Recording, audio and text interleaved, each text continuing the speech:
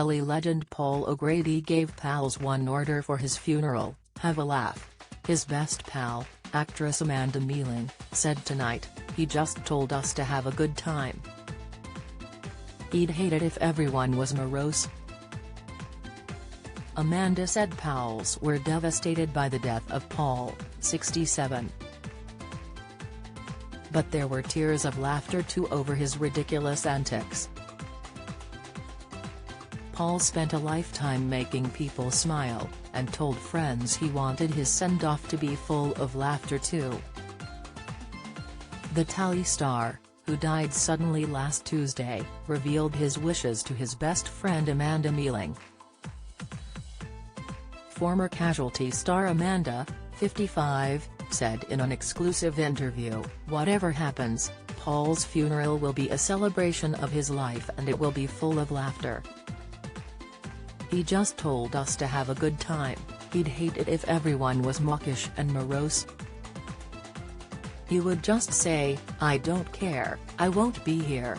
Do whatever you want.'" In a moving chat, Amanda also revealed plans for 2 funerals and a possible tribute back home on Merseyside.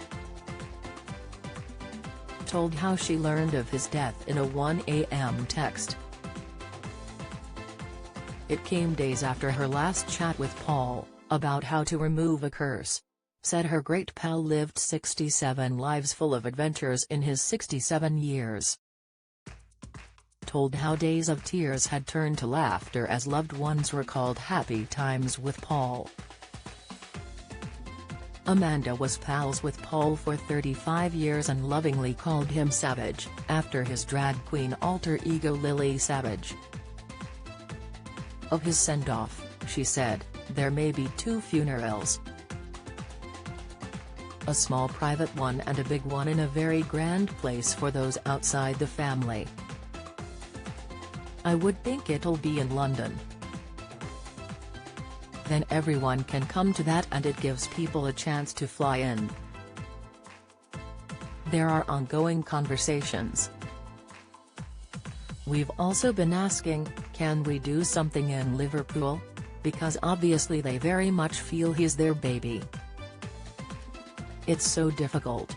Amanda learned of Paul's death in a text from his husband Andre Portasio in the early hours of Wednesday. She raced to the couple's farmhouse in Aldington, Kent to comfort 41-year-old Andre. Fighting back tears, she said, "Andre sent me a text at 1 a.m. I woke up to it. I was just numb.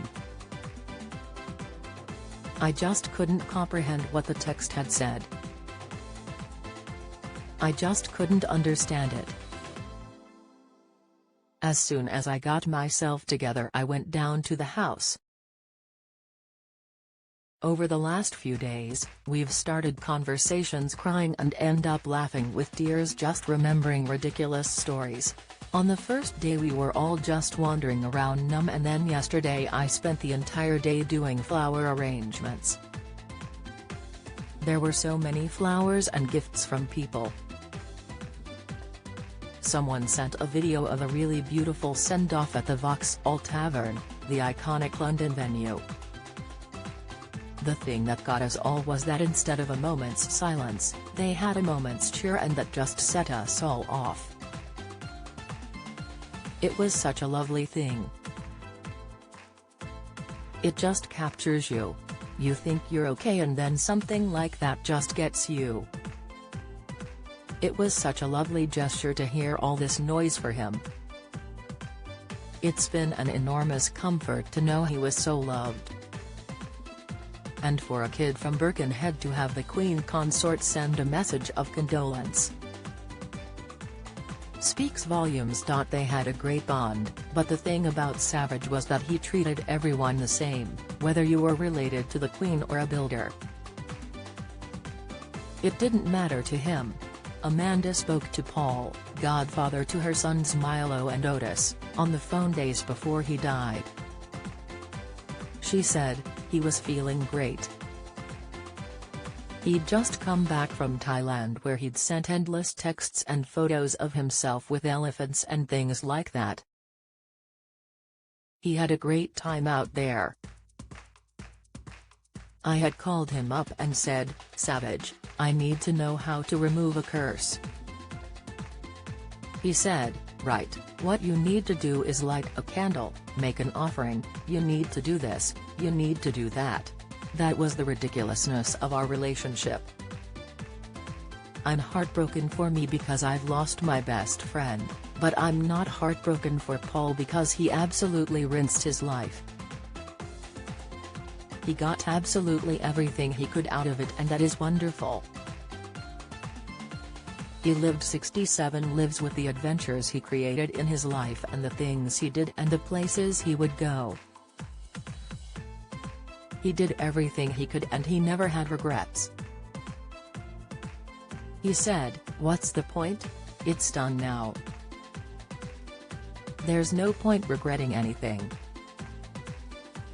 I said to Andre yesterday, this could have happened with him alone in a hotel room on tour somewhere obscure.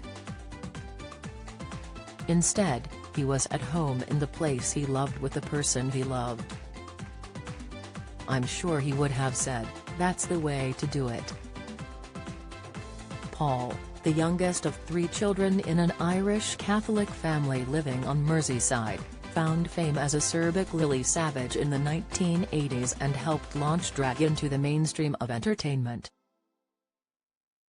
He landed TV jobs as Lily, first on Channel 4's The Big Breakfast and then hosting BBC game show Blankety Blank from 1998 until 2002. Then he became a star as himself, as host of daytime TV hit The Paul O'Grady Show, For the Love of Dogs and Blind Date, which was previously hosted by his close pal Cilla Black, who died in 2015. Paul, who was awarded the MBE and won a hatful of TV awards, loved to work. He hosted a Sunday show on Radio 2 for years before quitting last year after being forced to share his slot with a younger presenter. He was playing Mrs. Hannigan in a touring version of Annie and had just filmed a wildlife documentary in Thailand.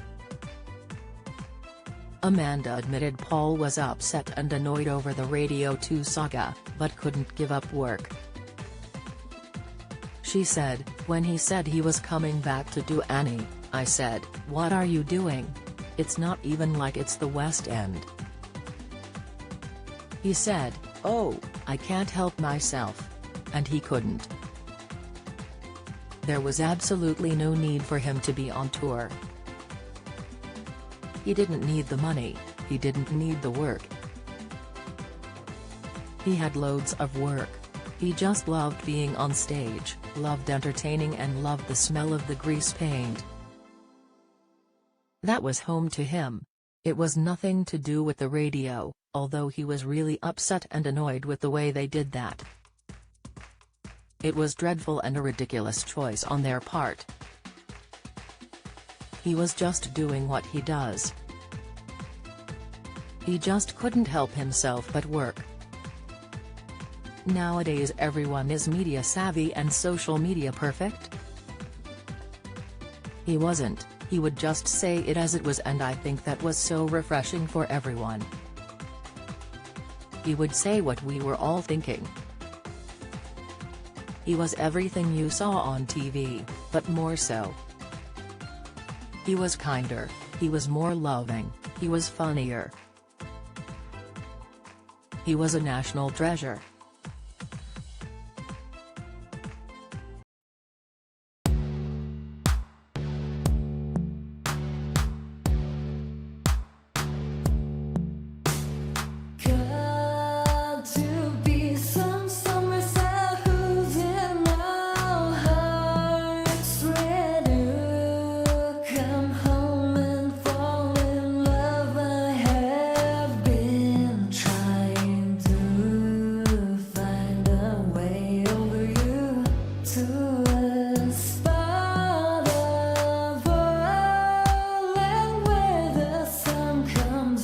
From above.